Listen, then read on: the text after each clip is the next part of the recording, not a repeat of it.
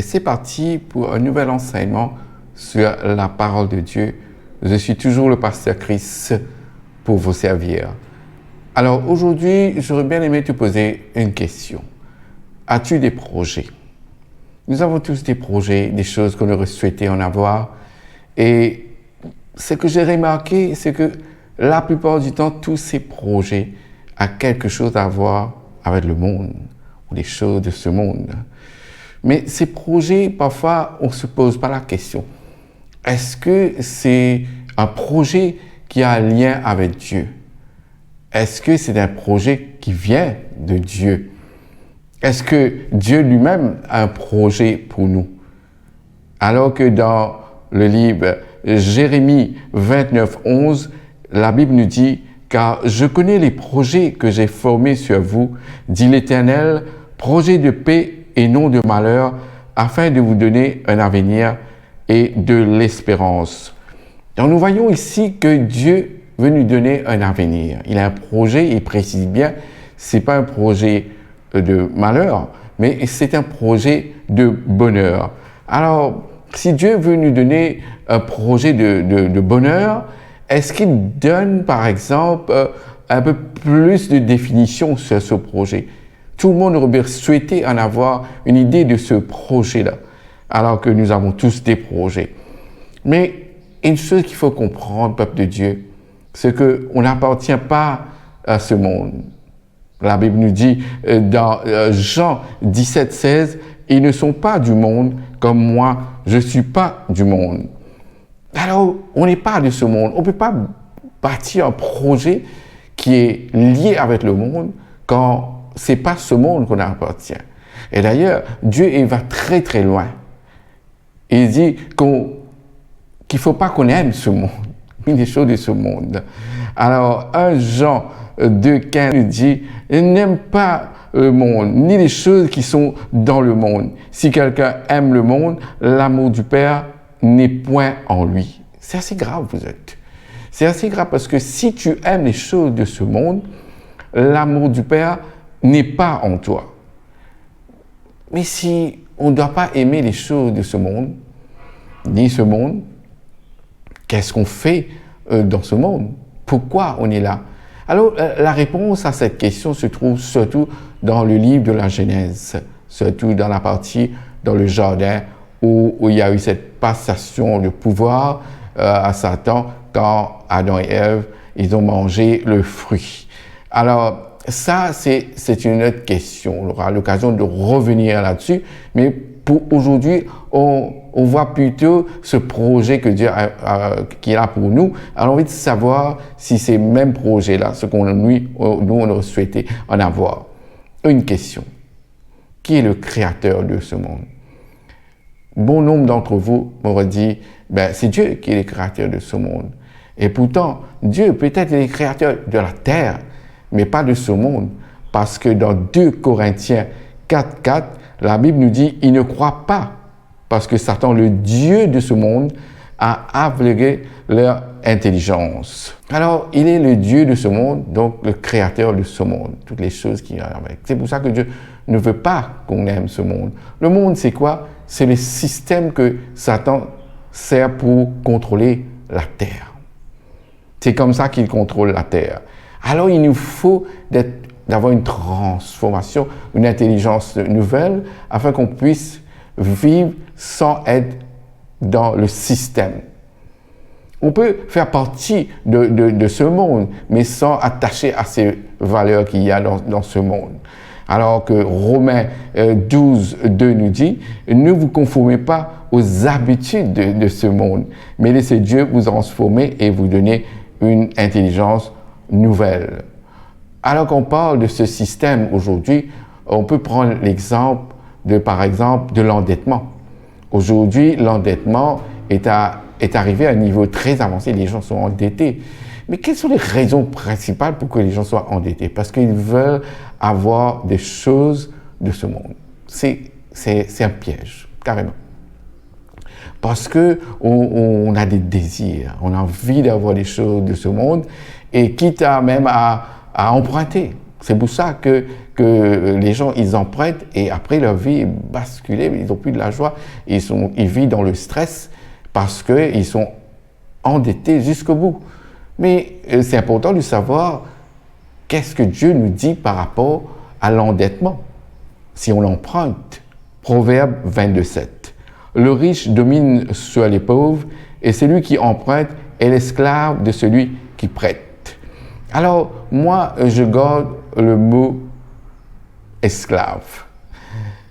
Si quelqu'un doit emprunter, Dieu nous dit qu'on vient esclave de celui qui nous donne. Donc, tu as ce titre d'esclave. On ne peut pas vivre dans la joie de Dieu, dans le bonheur, quand on a fait quelque chose que Dieu nous dit de ne pas faire. Dans cette loi, on n'a pas le droit d'emprunter parce qu'on est supposé de vivre dans la prospérité de Dieu, mais pas dans l'endettement. Alors que nous, on a envie d'avoir des choses parce que notre chair qui veut avoir ces choses-là. Aujourd'hui, on voit qu'on est attiré vers toutes les choses qui t'amènent à vivre dans une vie d'endettement. Nous savons tous que le péché mène à la mort. Et des choses qui, dans ce monde, nous mènent à la mort parce qu'on a des désirs pour ces choses. Il faut faire bien attention quand on est attiré vers les choses de ce monde. Galates 5:17 nous dit « Car la chair a des désirs contraires à ceux de l'esprit, et l'esprit en a des contraires à ceux de la chair.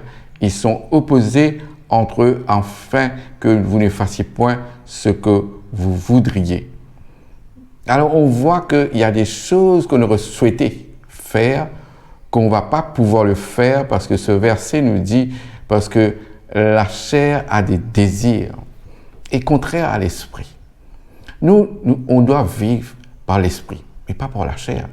Parce que la chair nous mène à la mort, au péché. Et Satan a 3 façons de nous mener au péché et à la mort. 3 façons.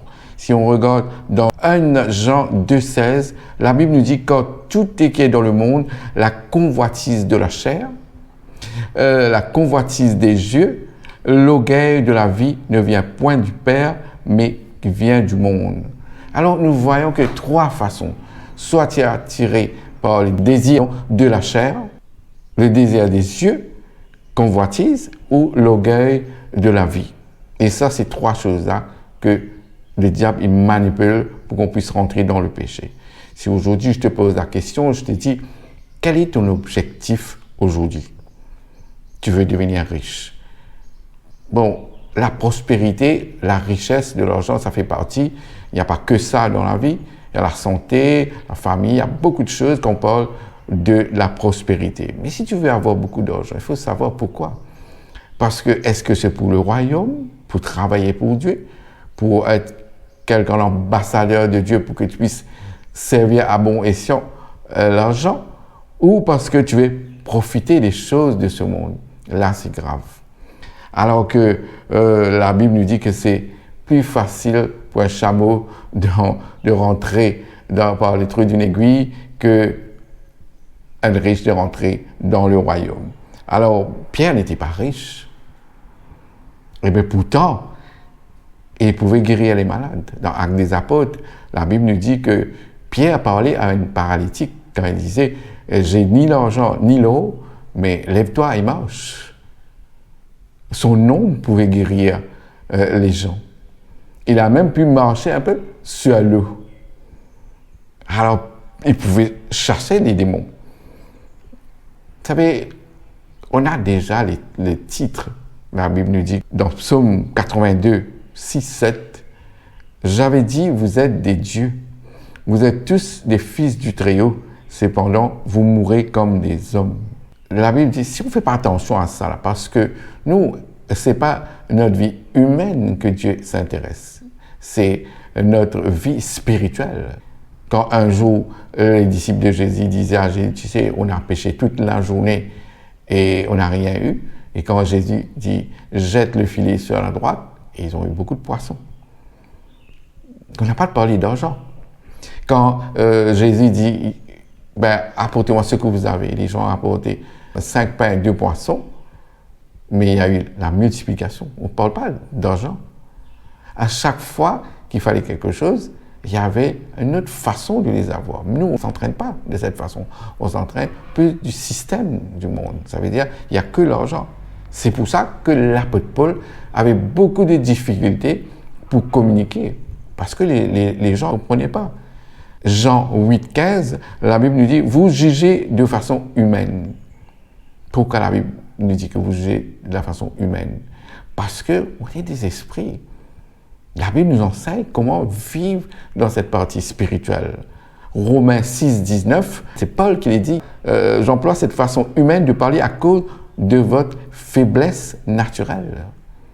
Il ne devait pas parler de façon humaine, mais il disait que à cause de notre façon humaine, et c'est une faiblesse.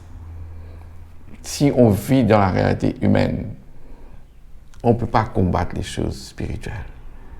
Parce que la Bible dit qu'on n'a pas affaire à la chair et le sang, mais tout esprit démoniaque, les princes de ce monde, les principautés. Alors, comment vivre dans un monde où il y a tellement de choses à combattre et notre vie n'est pas spirituelle du tout? C'est pas parce que tu dis que tu aimes Jésus que ça va marcher. Il faut savoir s'entraîner, trouver les mystères, comprendre les mystères de Dieu. Tu as le pouvoir de dominer sur ce monde. Il faut apprendre. C'est pour ça que la Bible dit, faute de connaissance, mon peuple périt. Tu peux avoir les titres, fils du Très-Haut. Tu es un Dieu, mais tu n'as que les titres. Tu n'as pas développé cette partie spirituelle. Jean 4, 4 nous dit, vous, petits enfants, vous êtes des dieux et vous les avez vaincus parce que celui qui est en vous est plus grand que celui qui est dans le monde.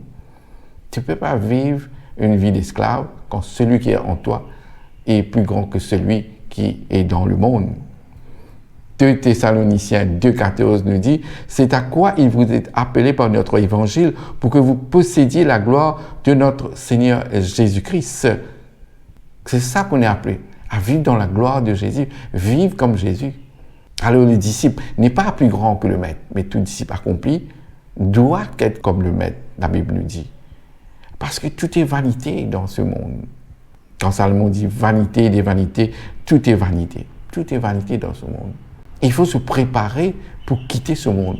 On ne se prépare pas pour rester dans ce monde. Préparer pour vivre dans la puissance de Dieu.